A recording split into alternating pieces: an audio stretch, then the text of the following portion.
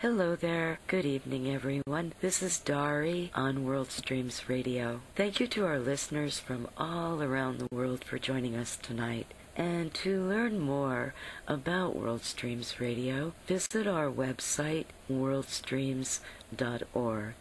Our guest tonight is world fusion musician and composer Jamshied Sharifi. Jamshied Sharifi graduated from MIT with a degree in humanities and then went on to further his education at Berklee College of Music in Boston, where he studied jazz piano, composition, and film scoring.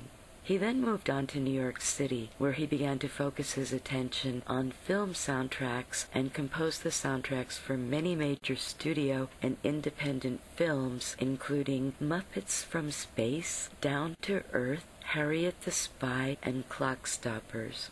And he also contributed to the scores of The Thomas Crown Affair and the Rugrats movie. His first solo album, A Prayer for the Soul of Layla, received much critical acclaim, including Best Contemporary World Music Album at the first annual New Age Voice Music Awards. His current album release, One, continues to explore his inimitable approach to music, and we're really happy to have him with us tonight. Hi there, Saeed. Hello and welcome, Jamshied. Thank you very much. Thanks for the introduction. Well, hello, Dari, and good evening, everyone. Thank you for joining us, and good evening to you, Jamshied. Good evening to you, and thanks for having me.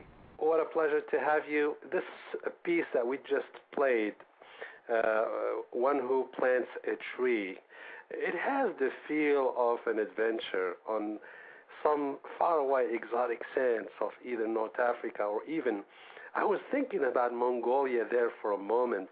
Tell us a little bit about this piece. Well, it's funny, you know, when you're writing a piece of music, at least for me, I don't always have a final image in mind. Very often, it's just it comes from, you know, because I've played all my life and I've played in bands and really focused on playing is a big part of my musicality. A lot of the compositional process comes from playing, just playing around and having fun. And the seed of that song came from a couple different directions. One was the melody itself, which, you know, when I was working on this record, I would sit down every night for about a month and just improvise melodies and play them into the tape. And most of them weren't very good. But every now and then I'd find something that I like, and I'd hold on to it and mark it and say, oh, that might be good, that might be useful. And then the other inspiration for that was listening to a record by Cheb Khaled that... Cheb Khaled, yes. Yes, I'm trying to remember, I can't remember the name of it, but it's the one that Don Was produced part of. And a song in particular that really struck me was not one of the Don Was songs, but one that was put together by a French producer. The introduction just totally bent my ear, and I said, I've got to do something that just creates that vibe. So that piece, and then one of these melodies from the melodic process, were the seeds that ended up being the piece that you hear on the record. And that, you know, that gave me really the first 30 seconds or so, and then from there I just tried to keep it interesting, you know, tried to develop it. I mean, kind of shifted more into the arranger mindset and thought, well, how can I take this seed and make it into a fully shaped piece? That was the genesis of it. I wasn't starting out to say, well, you know, I'm going to create a piece that's a journey and I'm going to place it in North Africa. It evolved from these cells and fortunately got a little farther than the cells actually indicated. So the title of it, One Who Plants a Tree, is it any reference to the environmentalist movement, or no? It's a quote I read, and I do not remember the attribution, but it went something like, for one who plants a tree, he is thanked 100 times by the people who eat of its fruit. Absolutely. I just thought it was such a brilliant image of, you know, making a small gesture, a small positive gesture that that ended up being more powerful down the road. So I was part of that quote. Yes, you came from a cultural background, really a very diversified cultural background, with an Iranian father and American mother, and I'm sure that your initial focus in music is also credited in large part to some jazz influences, mainly American, but the fusion aspect of it, in terms of cultural elements from North Africa and the Middle East, maybe is what gave you this world fusion. I guess that you're working very much with the world fusion music.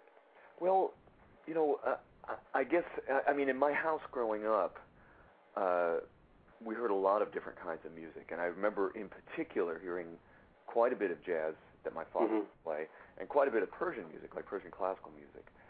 At the same time, my mother was teaching me piano, and she was teaching me mostly in the classical tradition.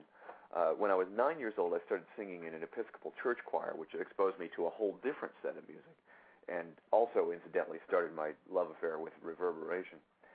So, I've always been around more than one musical influence, and when I got to Berkeley, that really expanded a great deal, because Berkeley is a very diverse student environment. I think it has the largest percentage of foreign students. We were always exposed to a lot of different kinds of music, and we're always looking for different kinds of music.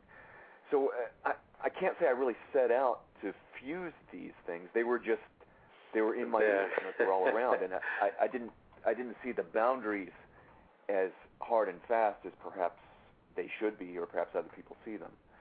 So you looked at them as something that came naturally, rather than being exposed to them in a different way because you grew up in that environment. Well, I think that's part of it. And as I got older and exposed to different things, especially at school, I just really pursued whatever excited me and interested me, and whatever felt true. One of the things that drew me to African music is